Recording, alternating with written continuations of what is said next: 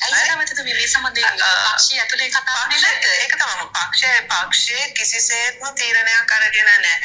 පස්සේ ඔයලා බලනකොට මේ රටේ අග්‍රාමාත්‍යවරිය කවුද මේ නූතන විහාරමහාදේවිය කියලා මාලිමාවුන් විසින් බලයට ගෙනාව පාර්ණ්‍ය අමරසූරිය අගමැතිතුමිය. හරිම හුරතල් කතා කරනකොට මේ ප්‍රශ්නේ තියෙන්නේ ඔබට මතක ඇති අර පෙළ පොත වැල පොතක් කරපු අවස්ථාවේ එතුමිය ගියා මහානායක හාමුදුරුවෝ හම්බෙන්න.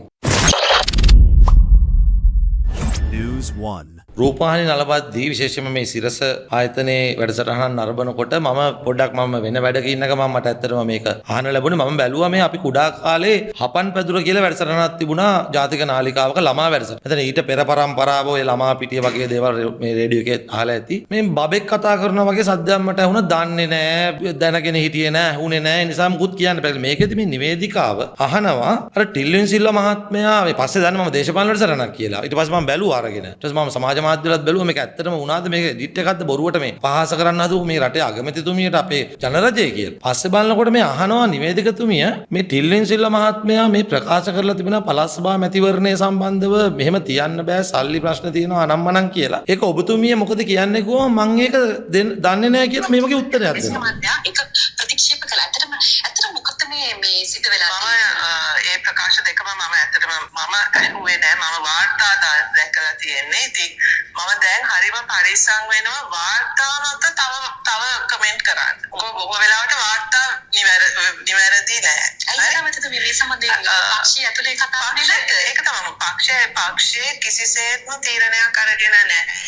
පස්සේ ඔයලා බලනකොට මේ රටේ අග්‍රාමාත්‍යවරිය කවුද මේ නූතන විහාරමහාදේවිය කියලා මාලිමාවුන් විසින් බලයට ගෙනාව පාර්ණ්‍ය අමරසූරිය අගමැතිතුමිය. හරිම හුරතල් කතා කරනකොට මේ ප්‍රශ්නේ තියෙන්නේ ඔබට මතක ඇති අර පෙළ පොත වැල පොතක් කරපු අවස්ථාවේ එතුමිය ගියා මහානායක හාමුදුරුවෝ හම්බෙන්න ගිහිල්ලා කිව්වා මේක මේ දාලා තිබුණාට මේකට යන්න කියලා නෑ කියලා. මේ ලින්ක් එක දාලා තිබුණාට පොතේ මේක යන්න කියලා නෑ දරුවන්ට මේ 6 ශ්‍රේණියේ දරුවන්ට කියලා. ඒ වගේ බොහොම තොදොල් වෙන කතා කරනකොට ලස්සනයි. ඒක නෙමෙයි ප්‍රශ්නේ තියෙන්නේ. මේ රටේ අගමැතිවරිය. මේ රටේ අගමැතිවරියගෙන් අහුවට පස්සේ මේ රටේ ප්‍රධාන මාධ්‍ය ආයතනයක නිවේදකවරියක් මේ පක්ෂයක ලේකම්වරයෙක් ප්‍රකාශ කරනවා රාජතන්ත්‍රයේ ගන්න ඕන තීන්දුව පිළිබඳව රටක ප්‍රධානම අයිතිවාසිකමක් වන මැතිවරණවල අයිතිවාසිකම පිළිබඳව. ඒ අහුවට පස්සේ ඒකට පිළිතුරක් දෙනවා මේ රට එක ඡන්දයකින්වත් බලයටපත් වුණු නැති පක්ෂ ලේකම්වරයෙක් ටිල්වින් සිල්වා මහත්මයා. ඒක මොකද කියලා අහුවට පස්සේ මම ඇහුවේ නෑ දන්නේ නෑ කියනවා මේ රට අගමැතිවරිය. මං කියන්නේ ඔබතුමියට ඕක කරන්න බැරි නෝක ළමයෙකුට දෙන්න. ඔබතුමිය පත් කරේ මහලුකු කතන්දර කියලා මේ රටේ වැඩිම ඡන්ද ප්‍රතිශතයක් අරගෙන ඡන්ද ප්‍රමාණයක් කරන් බලයටපත් වුණු නායිකාවක්නේ අග්‍රාමාත්‍යවරිය. ඒතකොට බලයට අර සිස්ටම් එක හොල්ලනවා කිව්වා. සිස්ටම් එක හොල්ලනවා කිව්වේ සිස්ටම් එක මන්ද බුද්ධික තත්ත්වයට පත් කරනවාද කියලා අපි අහන්නේ.